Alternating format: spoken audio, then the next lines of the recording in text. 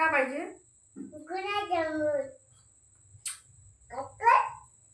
अरे बाप. का बनवू?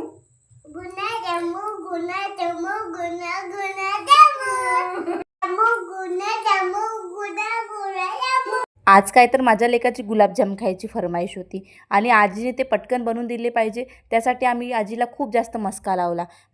मग काय तर नाताची फरमाईश तर पटकनच पूर्ण करायला लागल, म्हणून आईने इकडे छान गुलाबजाम बनवायला घेतले.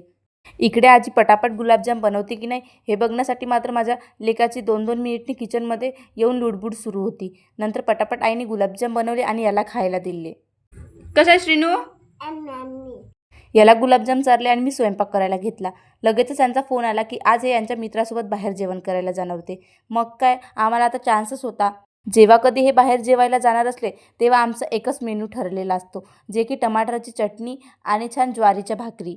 मग आईला बोलली तुम्ही नातासाठी गुलाबजाम बनवले, आता माझ्या पणसाठी ज्वारीची भाकर आणि छान टमाटरची चटणी बनवा.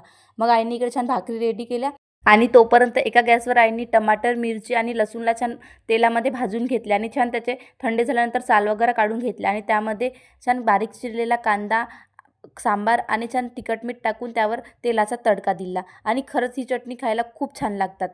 आणि खरंच असं सासूबाईंच्या हातचं आयतं जेवण भेटलं तर 4 घास जास्तचेच खाण्यामध्ये जातात. मग आम्ही दोघींनी मस्त जेवण करून घेतलं आणि खरं खरं सांगाल बरं, कोणाला माझ्यासारखं असं सासूबाईंच्या हातचं आयतं जेवण मिळतात?